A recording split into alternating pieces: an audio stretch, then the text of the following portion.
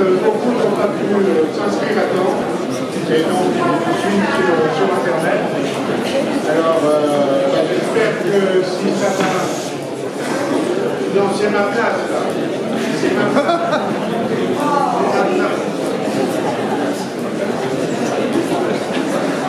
Bon, on a été débordé par notre logiciel. Donc pour ceux qui ne me connaissent pas sur Internet, je m'appelle Jean-Pierre Martin, j'organise des conférences mensuelles de l'astronomie de la Société astronomique de France. Et à cause de vous, et surtout à cause de ceux qui ne sont pas là, j'ai passé ces derniers jours à gérer le mécontentement. J'ai dû décliner, en fait c'est plus de 1000 demandes depuis le 14 janvier. J'en ai encore, je les entends qui s'habitent dans mon téléphone. Ils demandent de venir. Ne rigolez pas. Il y en a qui se mettent à genoux pour venir. J'ai dit que j'étais corruptible, qu'on ne m'a pas fait de proposition. Oui, actuellement, on est d'accord. Alors, on va donner d'abord la parole quelques instants à Patrick Garado, le président de la SAF, du Parti unique.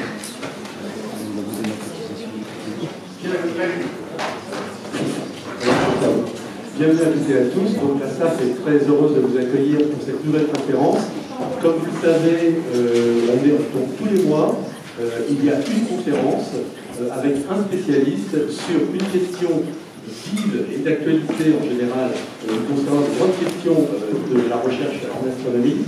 Et donc c'est pour nous un moment aussi pour retrouver tout un public dont vous faites partie qui s'intéresse soit beaucoup, soit un peu, soit passionnément à l'astronomie.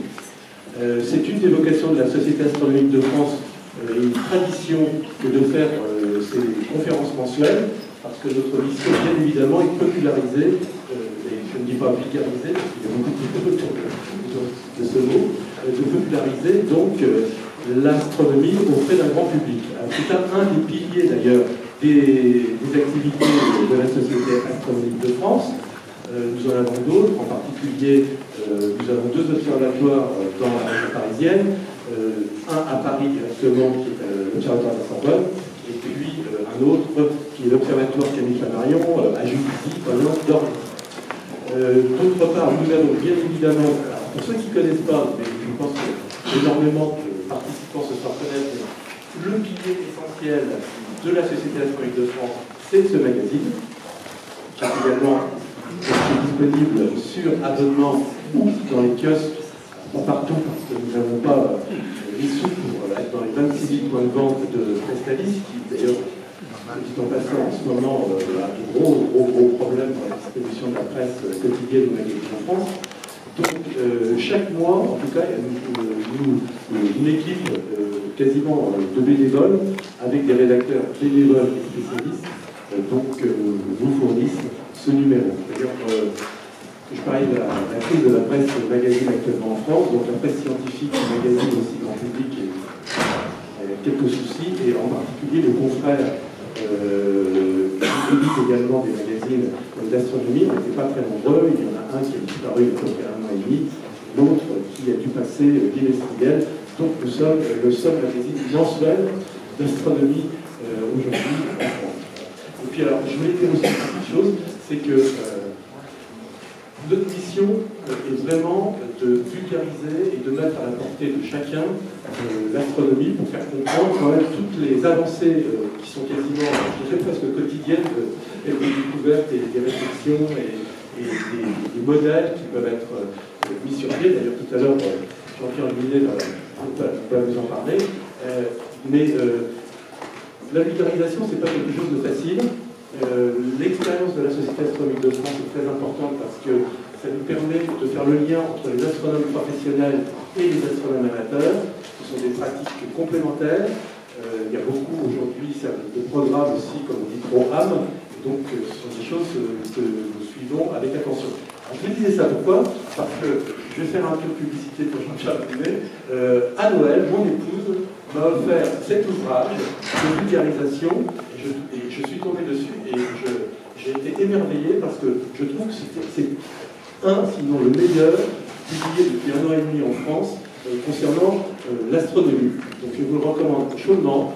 Il est accessible à tous, il aborde absolument tous les sujets dont les trous noirs, les ondes gravitationnelles, etc. C'est expliqué avec un vocabulaire remarquable et on se sent beaucoup plus intelligent une fois qu'on l'a vu. Donc c'est Dialogue sous les étoiles, c'est par Jean-Pierre Minet et Bernie. Et donc, voilà, on est inventé une philosophie de pub au passage. Donc je vous souhaite une très bonne soirée en compagnie de Jean-Pierre Minet.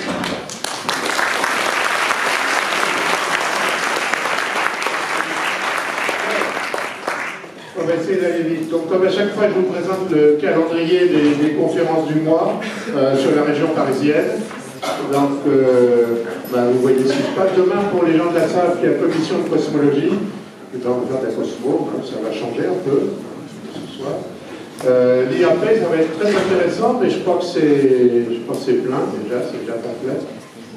Alors, je vous signale que la conférence de Bibring, Jean-Pierre Bibring, le grand spécialiste de Mars, a été modifiée, c'était avant le 7 mars, et puis ils ont annoncé que ça sera le 6 mars et dans un endroit différent. Ça sera revenu. Bon, c'est marqué, là, vous voyez. Ça va, tout est clair, je peux passer à la suivante. Et voilà les prochaines conférences. Je vous recommande, dans le cadre des mardis de l'espace du CNES, Copernicus, où personne ne parle de cette série de satellites qui étudie la Terre. C'est très intéressant, donc si vous pouvez y aller. Alors, les prochaines conférences de la SAF, la prochaine c'est Alain de Resson-Diram, qui va nous parler de la planète 9. Je vais vous en parler un peu plus en détail après. Et vous voyez le programme. Alors notre programme, il est complet jusqu'en décembre. Puisqu'on va reprendre le 14 septembre.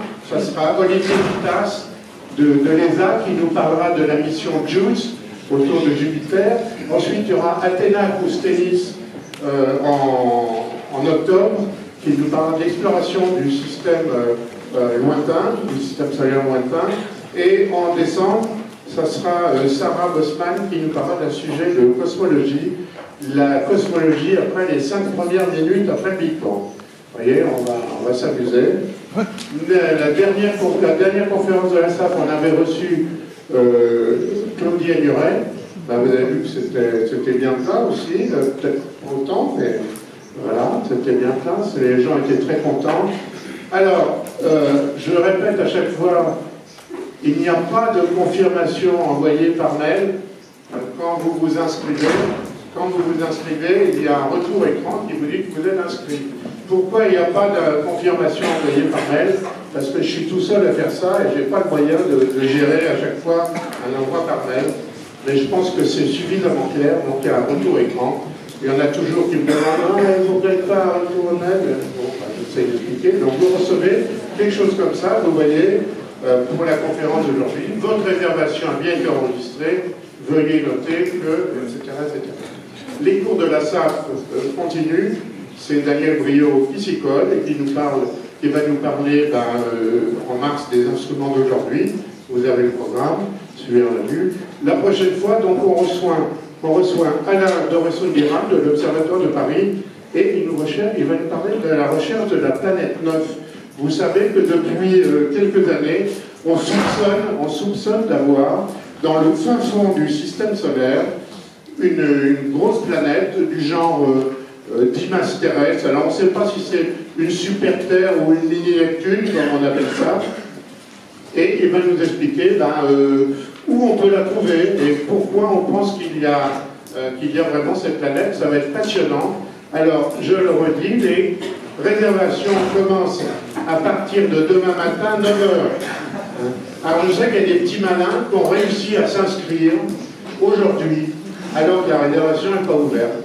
Je suis preneur pour comprendre pourquoi. Enfin, ils sont inscrits. Bravo à ceux qui l'ont fait. Voilà, donc la prochaine fois, je ne me ferai pas avoir. Ce soir, donc, on reçoit Jean-Pierre Minet du LUT et du LAM. Le LAM, c'est le laboratoire d'astrophysique de Marseille, qui va nous parler des formes de l'espace, des trous noirs. Et bon, de nouveau, désolé des difficultés. Vous avez compris que j'ai eu beaucoup de problèmes avec les réservations. Je peux vous dire qu'en 3 heures, depuis que j'avais ouvert la réservation, en 3 heures de temps, j'avais 350 inscriptions et 1 millier qui suivaient. Donc il a fallu que j'arrête et que je présente mes excuses et que j'envoie des mots à tout le monde. Alors heureusement, notre ami nous a promis une séance de rattrapage. Il confirme? Il confirme. Donc on va programmer ça à la prochaine saison. Alors on ne sait pas si ça sera le même sujet ou un peu tourner autour. Voilà, ça c'est formidable. Et voilà. Et après sa conférence, donc Jean-Pierre est d'accord pour procéder à une séance de dédicace de ses ouvrages. Et je lui laisse la parole. Merci à vous.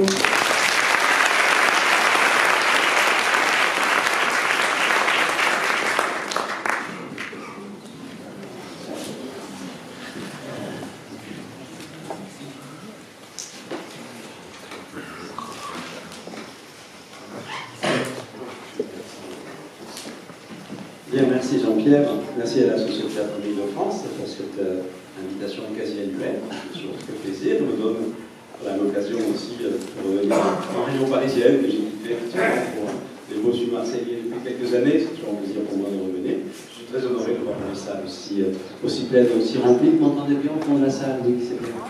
Et je m'excuse moi-même donc d'avoir déclenché cette excellente demande. Donc je sais qu'il y a magnifique, effectivement, une retransmission également sur Internet pour consoler ceux qui n'ont pas pu venir en direct. Pour moi, ce sont des images. Et puis donc, sur la page, éventuellement, l'année prochaine. Donc voilà le sujet, c'est un de mes sujets favoris, vous l'avez compris, parce que ça me permet en fait d'aborder la plupart des sujets sur lesquels j'ai pu travailler, les trous noirs, la forme de l'univers, la topologie cosmique, la gravitation quantique, sur lesquels maintenant je concentre une certaine partie de mes efforts. Voilà, donc vous voyez comme image de fond, j'ai choisi une peinture de Salvador Dali qui montre également comment l'artiste, avec ses montres molles qui évoquent sans doute le temps élastique de la relativité, et puis ces figures géométriques qui sont peu décaèdres, singulière intuition sur certains modèles cosmologiques qu'on a pu développer par la suite, comment effectivement l'artiste entre en résonance avec effectivement les développements scientifiques de son époque. Alors très vaste sujet en fait ce soir. À partir du moment où on parle de forme, on va parler de géométrie bien entendu. Donc je vais parler au moins autant de géométrie que d'astronomie. Alors au niveau ordinaire, la géométrie dans l'espace la vie de tous les jours, c'est l'espace et le temps décrit par la mécanique céleste, par la mécanique classique, pardon, la relativité restreinte. On peut faire beaucoup de choses, mais vous savez que le cadre spatial et temporel n'est pas extraordinairement riche, puisque on a un espace euclidien, sans courbure, sans topologie, séparé du temps. Donc, voilà, évidemment, pas de cela. Lorsque l'on passe au niveau où l'on fait intervenir le phénomène de gravitation, eh bien, je vais revenir brièvement dessus, on passe à la théorie de la relativité générale qui fait intervenir une courbure de l'espace. Voilà. Alors on peut avoir une courbure forte pour décrire la forme de l'espace, le voisinage des objets fondrés comme les trous noirs. Donc je commencerai par ça. Ensuite, la courbure se répartit à beaucoup plus grande échelle sur l'ensemble de l'univers. Donc un espace-temps à courbure faible, voire très proche d'être nul, de la courbure. On passe au niveau de la cosmologie sans axe. Alors vous savez peut-être que j'ai passé de très nombreuses années à explorer également un sujet de la cosmologie qui n'était pas beaucoup abordé dans la littérature. C'est passé encore à l'échelle supérieure et à s'intéresser cette fois-ci à la forme globale de l'espace, et non pas simplement à ses formes locales. Et la forme globale donc, de l'espace relève donc de cette discipline que j'ai fini par rappeler avec mes collaborateurs dans les années 90, qu'on appelle la topologie cosmique, avec donc certains modèles d'univers, parfois les univers chiffonnés. Donc je vous dirai un mot dans la troisième partie. Et puis dans la dernière partie, si vous n'avez peut-être pas encore parti au courant, je redescendrai au contraire au niveau fondamental, c'est-à-dire à l'échelle extrêmement petit.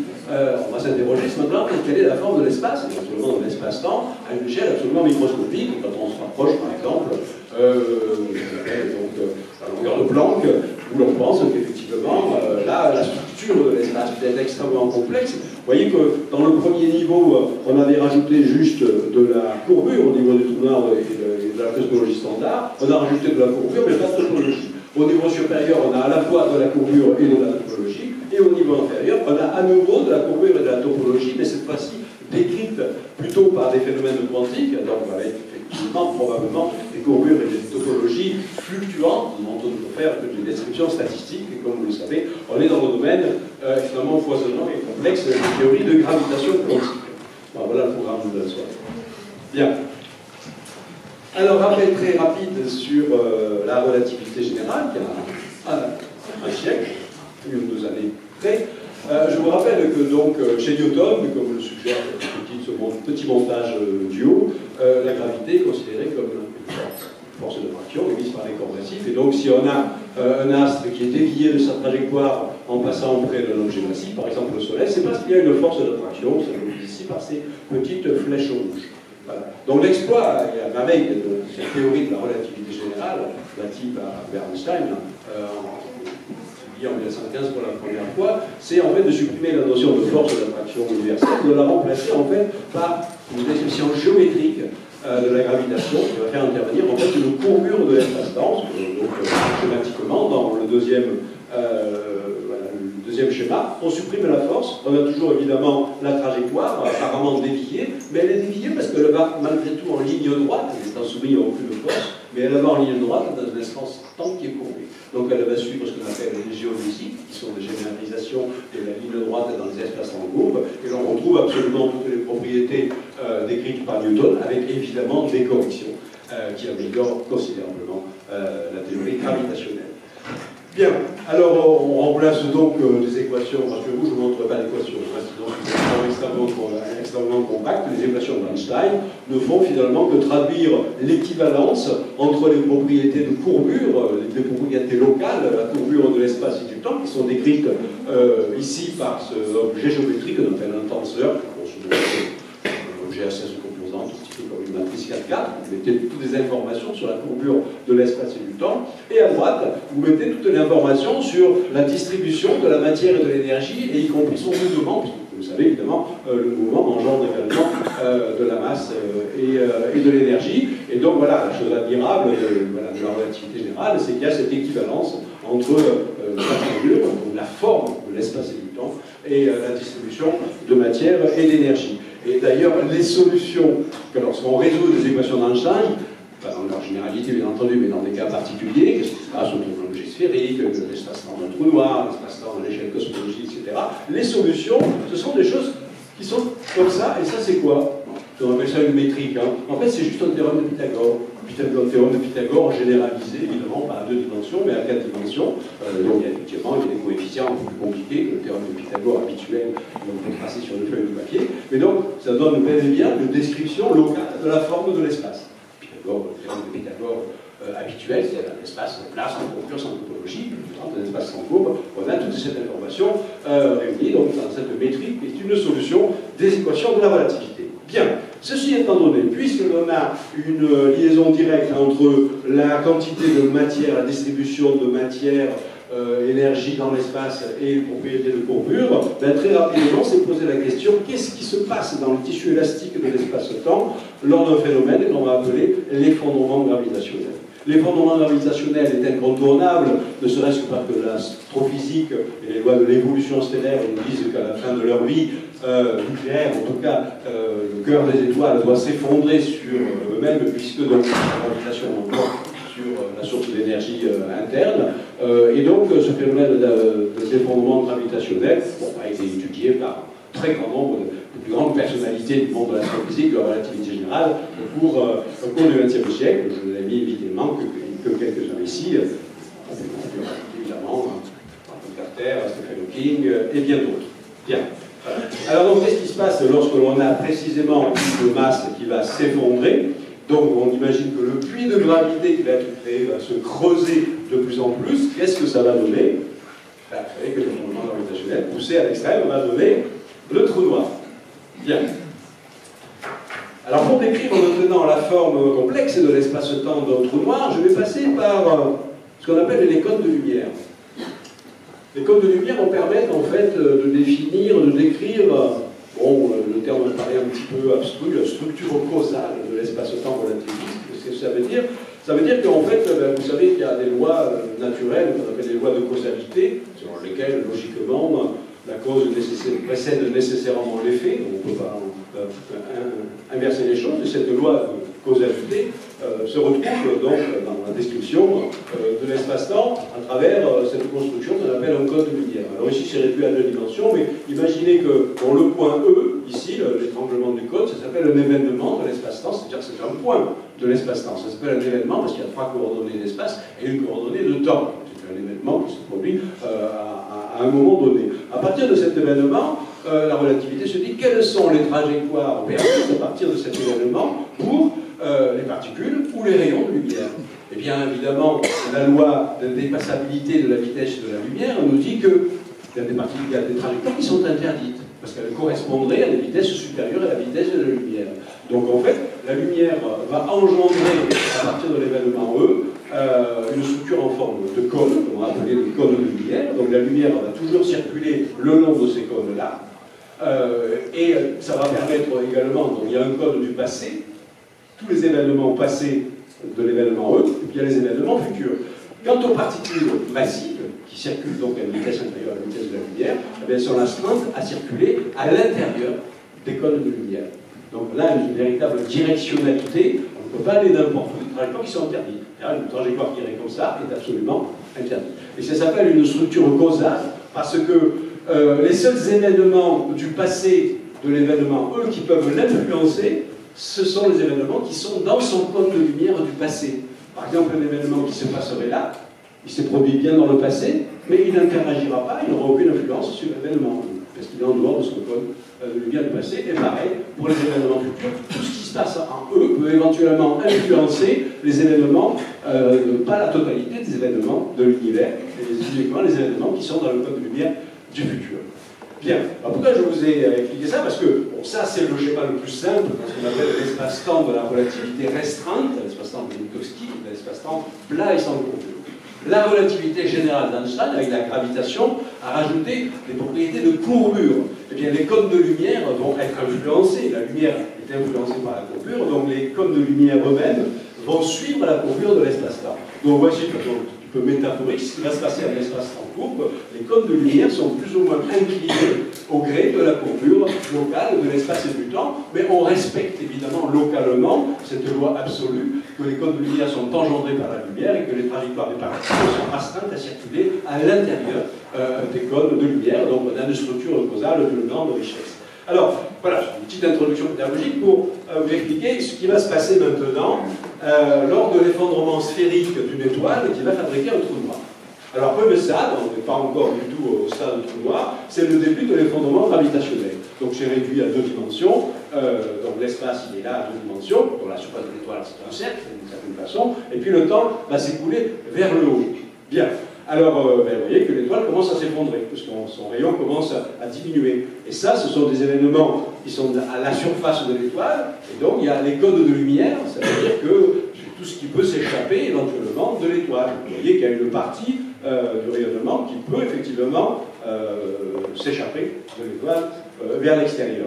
Ici, en parallèle, j'ai mis une représentation sur laquelle je reviendrai dans quelques minutes, qui représente en fait la façon dont le pli de gravitation se creuse progressivement dans le tissu élastique de l'espace-temps. Donc ici, on a l'étoile qui occupe cette zone-là et qui commence à faire une distorsion relativement modérée du tissu élastique. Stade 2, l'effondrement se poursuit. L'étoile se contracte de plus en plus, on n'est pas encore au stade de trou noir, mais vous voyez que les cônes de lumière, précisément, influencés par le champ de gravité qui augmente, évidemment, le champ de gravité augmente, on veut dire que l'étoile se contracte, les cônes de lumière s'inclinent de plus en plus vers l'intérieur.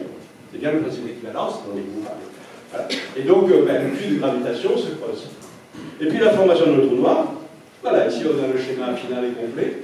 La formation d'un trou noir, c'est le moment où les cônes de lumière, regardez, sont totalement inclinés vers l'intérieur. Et c'est le moment donc où se forme une surface qui n'est pas solide, une frontière géométrique, qu'on appelle l'horizon des événements, qui va marquer la frontière du trou noir. Ça porte bien son nom, l'horizon des événements. Ça veut dire que pour tout observateur extérieur, Cette surface-là représente un horizon au-delà duquel on ne peut pas observer les événements, puisque les informations ne peuvent pas sortir. Donc voilà, description de la formation d'un trou noir. Et si l'on poursuit, en relativité générale classique en tout cas, les équations de l'effondrement, eh bien, on trouve que se forme au centre du trou noir ce qu'on appelle une singularité mathématique. Tout devient infini, la courbure devient infinie, et si on met des variables physiques comme la température, la pression, tout devient infini. Ce qui est évidemment embarrassant pour le physicien, comme vous le savez. Donc on va essayer de se débarrasser de ces infinis en améliorant les théories. Ça c'est pour un petit peu pour la fin. Bien, donc voici donc cette description du trou noir, alors, avec les codes de lumière que je vais perfectionner avec ce schéma. C'est le même, mais il est un peu plus complet, et il permet vraiment de voir la structure causale de l'espace-temps du trou noir. Ah oui, c'est absolument la même chose, mais ici j'ai rajouté précisément des rayons lumineux qui sortent et qui vont attendre un observateur qui est à l'extérieur du trou noir, par exemple à l'orbite circulaire autour du trou noir, donc il est à distance constante, donc sa ligne d'univers est parallèle évidemment à la ligne de l'étoile qui s'effondre. Alors regardez ce qui se passe. Les rayons lumineux sortent de l'étoile, et atteignent l'observateur lointain. Donc émission, réception, E1, R1. Bien.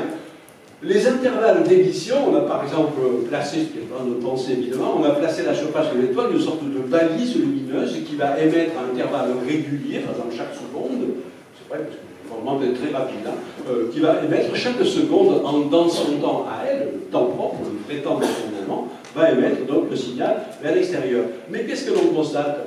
On constate par l'effet du champ gravitationnel, le rayon lumineux va avoir de plus en plus de mal, entre guillemets, aussi de façon de vocabulaire un petit peu légère pour parler de phénomènes complexes, mais le rayon lumineux va avoir plus de mal à s'échapper du champ de gravitation, et donc en fait les intervalles de réception, eux, ne sont pas égaux, et ils vont au contraire s'étirer au cours du temps. Et on retrouve parfaitement cette histoire de la formation même du trou noir et de l'horizon de l'événement. Vous voyez qu'à partir du moment où le cône de lumière est totalement incliné vers l'intérieur, tous les signaux sont forcément dirigés au centre du trou noir, il n'y en a plus aucun qui peut ressortir, et ça veut dire que donc l'ultime signal lumineux qui serait mis par la balise au moment où l'horizon des événements se forme n'atteindra jamais l'observateur extérieur. Donc ça veut dire que vu de l'extérieur, la formation d'un trou noir est rejetée dans le futur infini. Alors je sais que ça perturbe certains, mais non, ça n'existe pas. Simplement aujourd'hui, pourquoi vous dites que les trous noirs existent alors qu'effectivement, dans notre temps à nous, ils ne se sont pas encore formés. Alors en fait, ils sont très proches de s'être formés. En fait, en pratique, toutes les propriétés de cet objet qui n'est pas encore tout à fait un trou noir, mais presque un trou noir, sont absolument analogues aux propriétés du trou noir parfait qui se serait formé. Voilà. Ce que je veux dire, c'est pas parce que les trous noirs ne se sont pas encore formés dans notre temps à nous, ils se sont bel et bien formés dans leur temps propre à eux. Et les trous noirs, on verra qu'ils se sont formés depuis déjà le début de l'univers, ils sont bel et bien formés. Bien. Alors maintenant, on va passer quelque chose de plus spectaculaire sur la façon dont les trous noirs, vous comprenez, c'est les objets donc, les plus condensés, donc c'est eux qui vont créer les déformations les plus spectaculaires de l'espace et du temps. Voilà. Alors ça va être assez visuel. La façon dont un trou noir distord la forme de l'espace